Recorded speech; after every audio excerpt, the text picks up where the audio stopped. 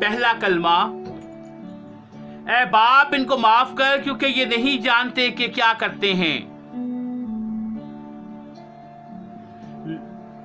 یہ معافی کا کلمہ ہے۔ خداوند یسوع مسیح کے 7 کلمات میں سے یہ پہلا کلمہ ہے۔ یہ کلمہ مسیح خداوند کی دعائیہ زندگی کا آئینے دار ہے۔ یہ کلمہ یسوع کی کاملیت اور بشریت کا اظہار ہے۔ اپنی زمینی زندگی اور بشارت کے درمیان یسوع نے کبھی معافی کے الفاظ استعمال نہیں کیے۔ اس نے لوگوں کو معافی کے لیے کبھی خدا سے درخواست نہ کی، بلکہ اپنے الہی اختیار سے لوگوں کے گناہ معاف کیے۔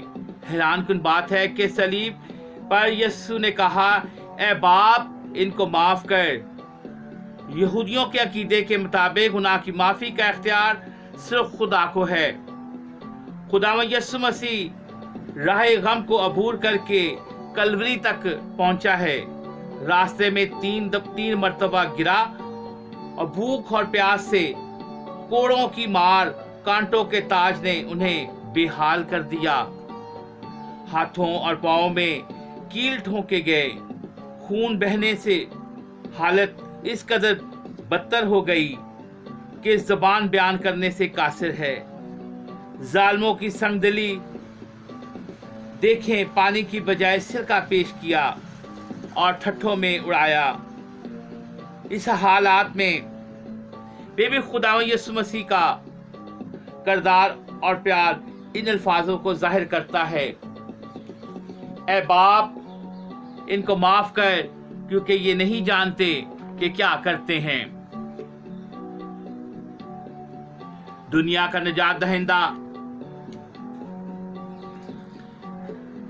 نجات دہندہ صلیب پر لٹک رہا ہے، اور انسان جس نے اپنے اعمال کی بدولت اسے اس منزل تک پہنچایا ہے، اسی صلیب کے نیچے کھڑا نظارہ کر رہا ہے۔ وہ صلیب پر کیلوں سے جڑا ہوا ہے۔ وہ اسی صلیب کی لکڑی سے جو اسے آسمان اور زمین کے درمیان لٹکانے ہوئے ہے نیچے نہیں آئے گا۔ اس کا سارا جسم گہرے زخموں کی درد سے بھرا پڑا ہے۔ کانٹوں کا تاج اس کے سر پر بے انتہا اذیت سے دکھ پہنچا رہا ہے۔ اس کے سر کا خون اس کی آنکھوں پر پڑ رہا ہے۔ ہاتھوں اور پاؤں کے زخم درد سے اس طرح جل رہا ہے جیسے لوہے کی سلاخوں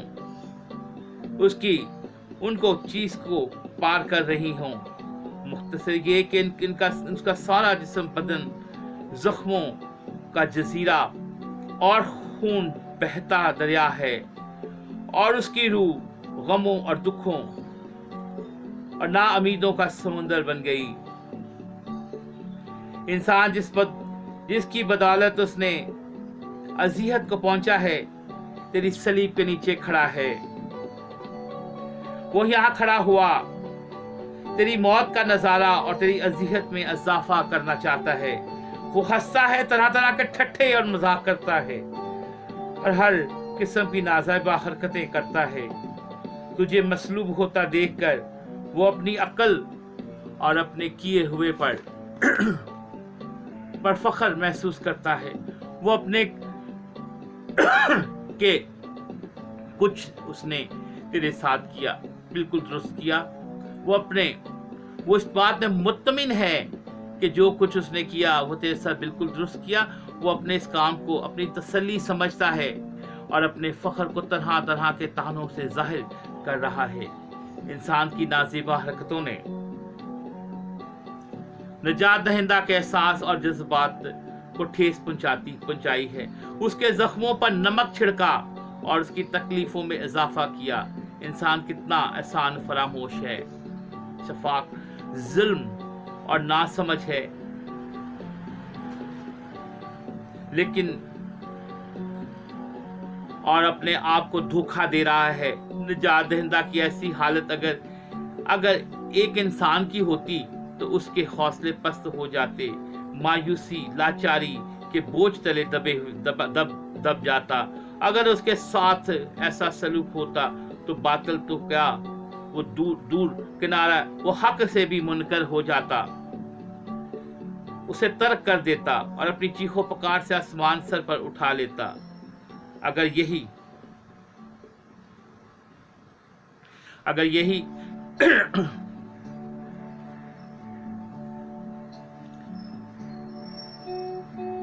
और अपने गुस्से और गम का इजहार हाथ के साथ करता।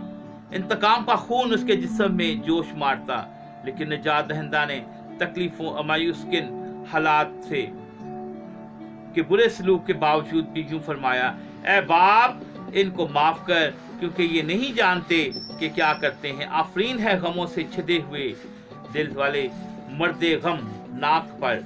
उसने अपने ऐसे रहम अल्फाज किए कि दर हकीकत वो एक रास जे अलाही है। उसने हकीकतन अपने दुश्मनों को माफ किया और उनकी बुराइयों को अपने बाप के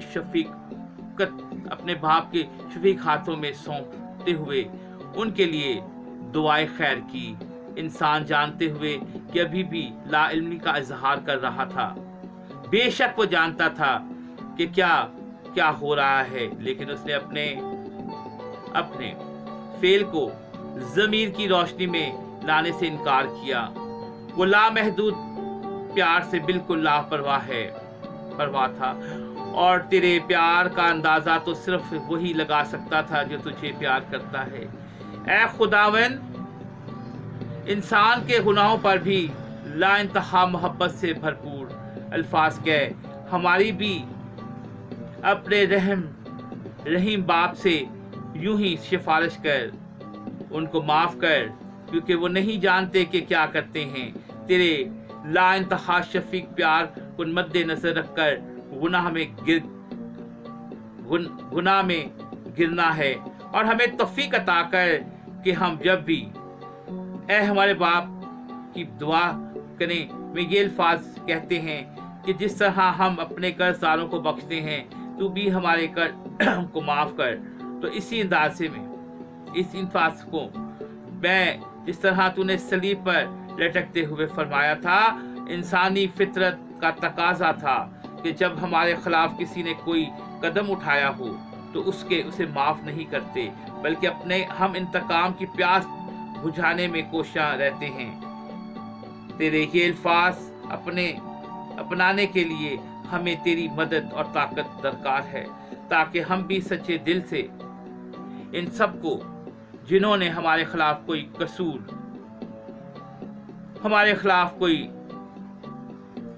कसूर किया हो या कदम उठाया हो माफ कर सके, और ये कह सके कि बाप, इनको माफ कर, क्योंकि ये नहीं जानते कि क्या करते हैं। ऐ हमारे बाप, तू जो आसमान पर है, तेरा नाम पाक माना जाए, तेरी बादशाही आए, तेरी मर्जी जैसे आसमान पर पूरी होती है जमीन पर भी हो। हमारे रोजीना की रोटी आज हमें दे, और जैसे हम अपने कर्जदारों को बख्शते हैं तो हमारे कर्ज हमें बख्श, और हमें आजमाइश में ना पड़ने दे, बल्कि बुराई से बचा। आमीन। सलाम मरियम पुरफजल, खुदावन तेरे साथ है, तू औरतों में मुबारक है तेरे पेट का फल यीशु। ऐ मुकद्दसा मरियम, खुदा की माँ, हम गुनहगारों के वास्ते दुआ कर, अब और हमारी मौत के वक्त। आमीन। जलाल बाप, बेटे और रूह कुदस का हो, जैसा कि इब्तिदा में था, अब है और हमेशा होगा। आमीन। हम पर रहम कर ए खुदावन, हम पर रहम कर ए खुदावन।